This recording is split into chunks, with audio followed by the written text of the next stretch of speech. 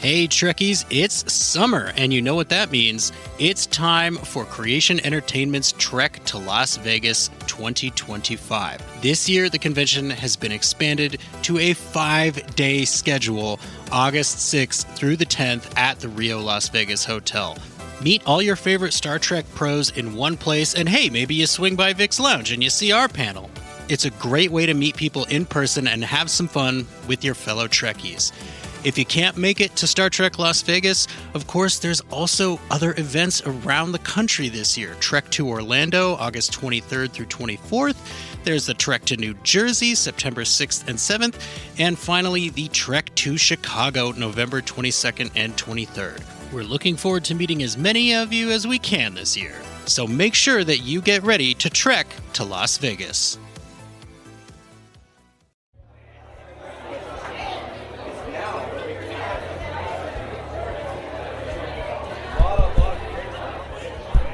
Is this thing on?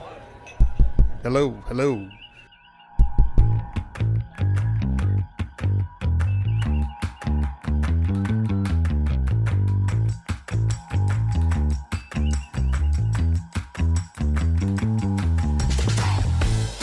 Welcome to Open Pike Night, the Strange New Worlds podcast, where your calls are the prime directive. I'm your host, John T. Bolds, and here, as always, with me are my co-hosts. Podcast roll call, Jesse. Present. And Cam. Yeah. Cameron. All right. It's here on the paper, man. And Present. Rhys. Present, of course. Excellent. And producer John. Now we can get started. Rhys Darby, welcome to Open Pike Night. Thank you. Thank you for being here with us and making the time.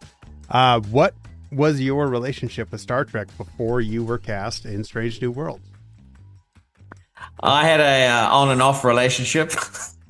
Like a lot of people, I guess. I'm not a massive Trekkie, but yeah, I've definitely been involved in the universe with interest for many years. I remember watching, the original series, and then throughout life, jumping in now and again with sort of picking series that I might like. I was actually a fan of Enterprise, so I know there's not too many of those around, but I kind of I like. So when Strange New Worlds happened, I latched onto it straight away. That's something like I love the vibe of the adventure of the week, the mission of the week, the exploration. I mean, I like action as well. So, and humor, as you guys know. So if you've got those elements, and there's standalone episodes that you can hook into, that's my jam. Excellent. Well, also your jam, you are famous for loving robots, portraying robots over your career. When you were cast in Star Trek, be honest, were you a little disappointed you didn't get to play a robot? I don't know whether disappointed is the word. I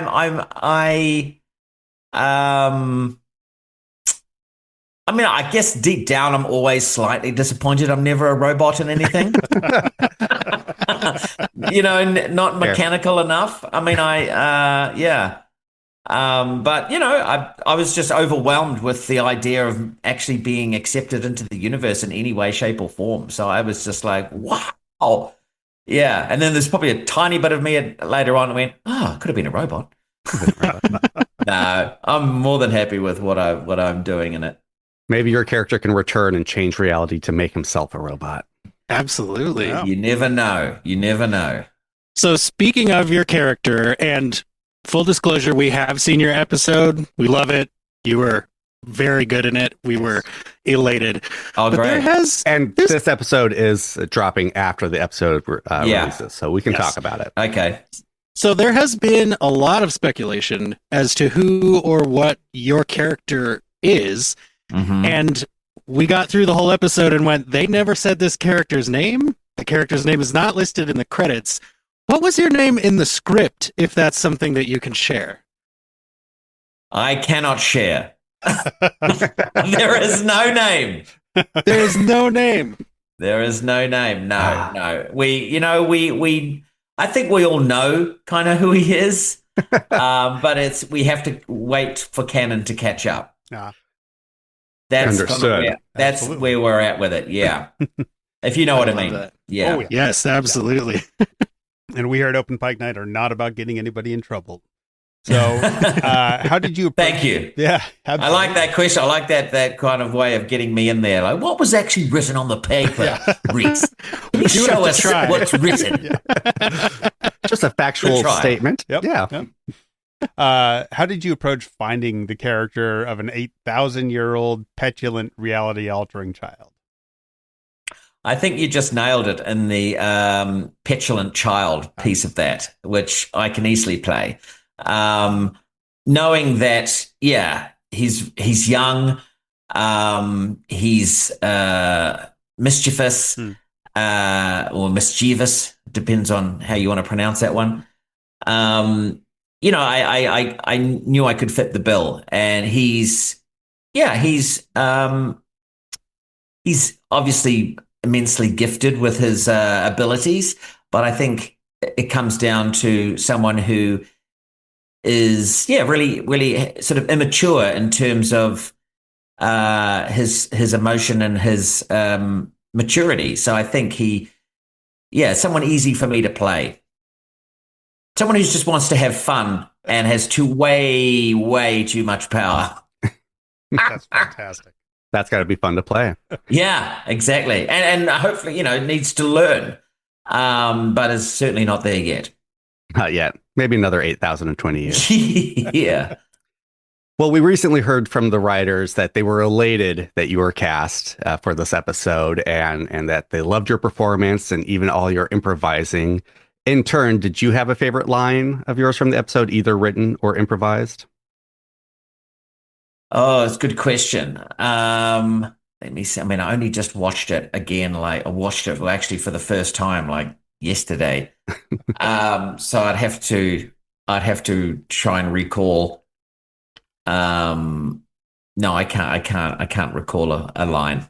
I believe one they mentioned was when you were threatening to kill all of the members in the audience. They especially liked when you pointed out the person with no mouth and were like, actually, you're okay.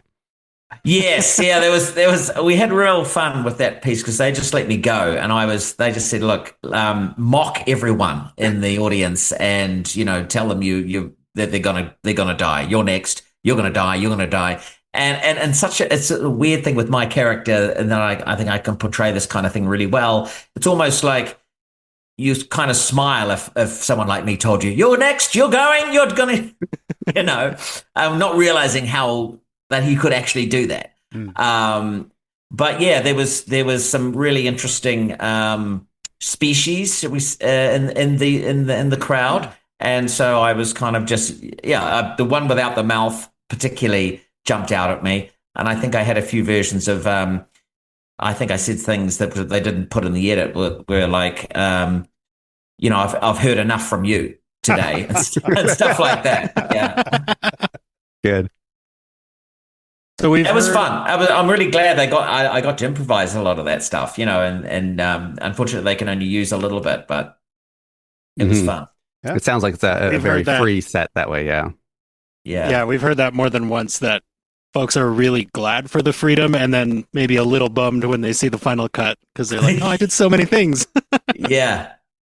So we have also heard that some Trek actors like to incorporate real life experience into their characters.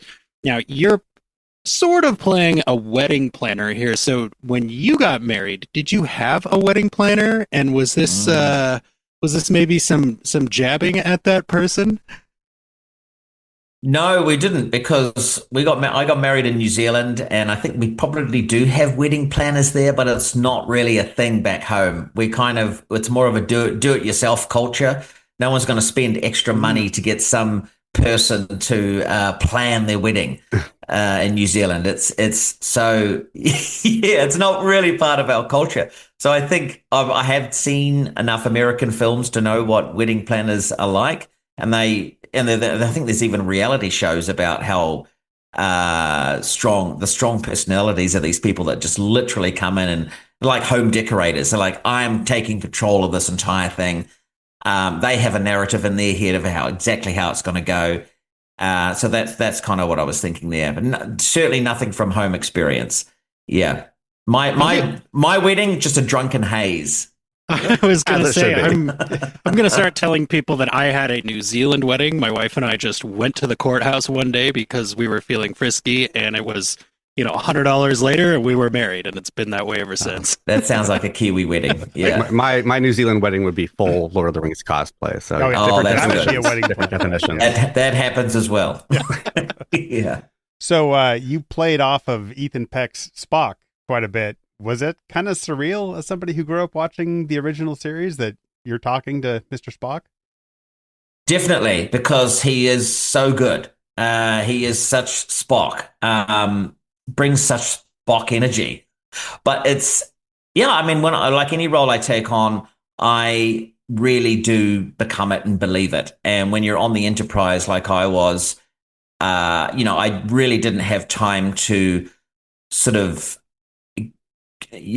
stare at things and wonder. I was just like, I am doing this and I'm here on the ship. So it just felt really real to me, and his performance is great. So I got to hang out with him and meet Ethan for a little bit beforehand. Really nice guy, and that really connected with me. So, in fact, everyone in the cast were really lovely with me. They, some of them even knew who I was, which was great. And they were kind of like fans, so that always helps, when you're coming in as a sort of a comical addition. So it was just a nice vibe. So sometimes I've done a show where, they don't know who I am. And then I've got to go, oh God, this guy's looking at me weirdly, like I've won some sort of competition and I shouldn't be here. But when they do, and when there's mutual respect, it's really easy. And that's got the older I've got, that's got more people have sort of registered what I can do. So that's good. It was cool. As our flag means death gained popularity, that's got to happen less and less now. Yeah, surely, right? Yeah, and a lot of people have checked that show out. Yeah. Well, speaking of living the character in the moment, we are big fans of Bernadette Croft and the costumes on the show, and this episode specifically is a cornucopia of amazing costumes, including yours. Did you get any say in your costumes, or did the costume help you find the wedding planner character? Look, the costume was phenomenal, and I think the most memorable day almost for me is the costume fitting, because you spend a decent amount of time with the fitters and putting it on, and then just when I put costumes on, if you're a fan of Our Flag Means Death, you'll know I almost become the costume. So it helps with my movement, and you'll see that even in this show as well, that I stick my leg up at one point. I looked at it, and that was in the edit. When I go over and I do this thing and it's weird. I was like, what am I doing? I said, well, that's just felt like what I should do because I'm in this coat. And it was absolutely gorgeous. And it was heavy, but not too heavy. It certainly helped with the character. It gave me the kind of the feel that this character should have. He's a fan of pompous, fanciness. Excellent. Well, speaking of kicking the leg out, you want to go ahead? Oh yeah, I was just going to say, you are really well known for your movement and your mime work in comedy. Do you think that's something that really helped with the physicality, or was it that and the coat, or is that just something that's always there waiting for a costume? I think now it's waiting for a costume to be put on it, definitely. But when you connect the two, it comes alive. Yeah, I think without the addition of the costuming, it's definitely harder. Although I do stand up where I'm just wearing black t-shirt and skinny jeans and pretending I'm. But when I'm doing that, I'm like, what am I imagining that I'm actually wearing when I'm doing the show? Because when I do stand up, I sort of create these worlds on stage, and I actually spend so much time visualizing the stuff around me and portraying that for the audience I never think about what I'm actually wearing. So that's actually weird. But I do love to wear more extravagant kind of stuff. It's just, yeah, he's got to stand out, and I think it was good. I think it feels good. Excellent. How about the snapping? Did you practice different snaps in the mirror a lot before this, or did the first one work? So good. I'm one of the greatest snappers. It was meant to be. That's how you got the role, I assume. Yeah, that was the first. Let's have a look at your snap. No, not for us, I'm afraid. I should have had French fries before this audition. Yeah, too sweaty.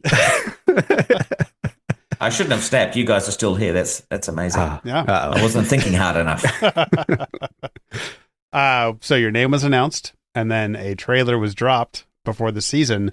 Did any hidden Star Trek fans in your life suddenly pop up and start texting you about what they had just seen or heard about your role? Well, the only friend I have, no, that's not true. The only mate that texted me was a guy in New Zealand who I was in the army with, and we're old buddies. And as soon as it came out that I was in Star Trek, he said, so you're just a guy in a red outfit? Like he just thought I was going to be, like in and out, killed straight away. No one, that's the kind of the New Zealand thing. It's like, surely you won't be anyone significant. All right, buddy. Well, you just watch the show and you'll see how significant I am. But apart from that, yeah, no one else got hold of me. It was definitely fans when I was doing my stand-up tour that were like always questioning me, but just excited that I'm in the universe. People know not to sort of ask. They know I'm not going to tell them. It's kind of like I didn't even tell my best friends because I signed an agreement. Mm-hmm. Yeah. Well, you just got done touring Europe. Was there one country that was mostly Trek fans? Did it feel like? I mean, all of the UK, I think. Oh yeah. Yeah, I mean, I think all equally into it. And I haven't done any Star Trek conventions yet, so I'm not really sure. But I'm pretty sure they'll all be equal, right? Rest of your life, no there matter you go, what everybody. happens for the rest of your life, you'll be able to do this. So, yeah. Yeah, I'm done. This is it. This is me now. Yep. But how will you sign signatures without a character name? Will you just put I was in Star Trek? You won't leave this alone, will you? You'll have to turn up. I'm just wondering. Just what I'm writing down. What is it you're writing down, Rhys? What's that name there? You will not look. It'll be an invisible ink anyway. There you go. We're not known for anything more than our tenacity, so we're happy to keep that image alive. Yeah. So, you first came on to a lot of Americans' consciousness with a really small independent show, and then all of a sudden you found yourself acting in front of a giant virtual wall on the AR set for the big wedding scenes and stuff. What was that like filming on there for somebody who's never used that before? Yeah, it was really cool. I mean, I did use similar stuff in Our Flag Means Death, and we used we used the volume kind of thing. So we had a big high def visual wall with ocean on it, and things like that. But this one was certainly more grand, and it really felt like you were there. You'd look everywhere you look, there was the space that you're in. So yeah, it was fantastic. I mean, I think back in the day when they just had sets, you've got to concentrate harder on maybe have a couple more coffees and then go, what are we doing again? But here, these days when you're acting, it really feels like you're there. So it helps the actors. Absolutely. I've already got a great imagination, so I'm already, like I say, when I put the coat on, I'm there, but it will always be in my memory now that I actually was there. So I'd have to argue with people later on. That was just a TV show. No, it wasn't. I was there. I altered reality. Yep. All right, time for one last question. Speaking of being there, well, did you know that John Delancey would be playing your father, or was that a discovery when you watched it last night? It was the rumor, but it wasn't confirmed at that point. That's what they were going to be going for, which was very exciting, and I assumed that was going to happen. So when I watched the final cut, I'm like, oh wow, this is cool. They've done it. They did it. Excellent. Yeah. Well, thank you very much, Rhys Darby, for joining us, and thank you to Rachel Wesolowski for helping facilitate this Zoom room. We really appreciate your time, and we love your episode. Awesome. Thank you so much, guys. Pleasure. So glad you're part of the universe. Absolutely. I'm in. You're in for life. Okay. Appreciate it. I'll see you on the Star Trek cruise at some point. There we go. We'll be there. Hounding you still. Okay. All right. Bye.